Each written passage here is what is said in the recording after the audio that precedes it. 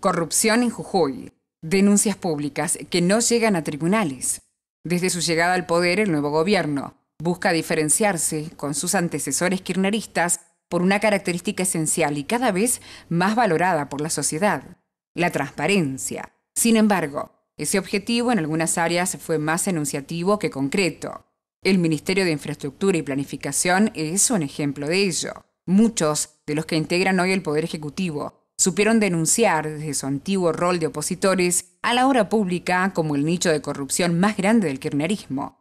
Hoy, con poder de decisión en los despachos oficiales, sostienen el mismo discurso, pero solo en casos contados llevan esas acusaciones a los tribunales. Los 10 últimos años de gestiones de los gobiernos anteriores, digamos, desde el 2005, 2003 hasta el 2015, ha quedado claro que la obra pública era el gran nudo, el gran centro de la corrupción en la provincia y en la nación. Las denuncias que se hicieron y que se pudieron comprobar de hechos de corrupción que tenían que ver con las contrataciones de maquinaria, digamos, había una matriz de producción destinada al robo de la cosa pública, digamos, no es que se terciarizaba la obra pública, se liquidaba de manera tal de que a una empresa se le daba el movimiento de suelo, a otro se le alquilaba la máquina, y por cada peso que se tenía que invertir en obra pública se gastaba 10 en hechos de corrupción. El oficialismo actual habla de sobreprecios en la obra pública, de alquiler de máquinas a empresas amigas del poder de turno, dando a entender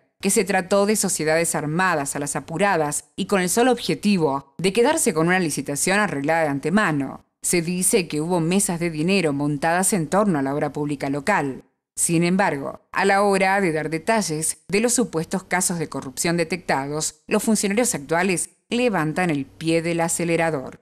¿Cuáles son las empresas? ¿Quiénes eran sus dueños? ¿Quiénes eran los funcionarios involucrados? ¿De qué obras estamos hablando? Son preguntas que se quedan sin respuestas desde el oficialismo. Este cambio de esta matriz corrupta que usted señalaba al principio, ¿cuántas de las observaciones que ha ido recabando el Ministerio se han traducido en denuncias penales? Bueno, digamos, hay denuncias penales que muchas veces ya se hicieron públicas, que son el caso, por ejemplo, de las obras que se pagaban y se contrataban, en algunos casos se pagaban, en otras no, pero eran obras que no se ejecutaban, digamos, denunciado obras de ripiado que figuraban sobre calles que estaban pavimentadas. Todo eso ha pasado a la Fiscalía Anticorrupción, hoy están en los tribunales en la órbita penal.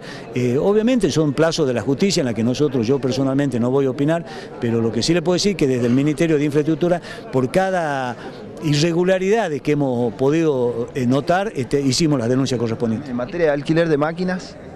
También lo mismo, digamos, lo que pasa es que es muy difícil comprobar, después de haber pasado el tiempo, digamos, cuando alquilás máquinas para el movimiento de sueldo, poder decir si realmente lo que se ha facturado era lo que correspondía. Lo que sí podemos decir que a partir del 10 de diciembre del 2015, el alquiler de maquinaria, porque al principio tuvimos que contratar maquinaria hasta que podemos lograr la compra de maquinarias de vialidad, se hicieron a través de un decreto en donde establecíamos el monto por cada características particulares de la máquina o de los equipos que contratábamos. Nuevamente la sociedad observa. El énfasis para denunciar a Milagro Sala y a los integrantes de las organizaciones sociales desaparece cuando las sospechas de corrupción aparecen sobre el resto de la obra pública. Célebres ministros y secretarios del fernarismo pasaron por la gestión sin explicar demasiado sobre su desempeño en la época en la que, según el ex gobernador, hoy imputado por asociación ilícita junto a Milagro Sala, llegó a Jujuy la mayor cantidad de recursos de toda su historia.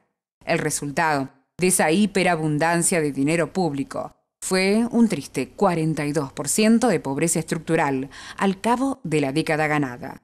Todos coinciden en que buena parte de ese dinero se diluyó por culpa de la matriz corrupta instalada en la provincia de Jujuy.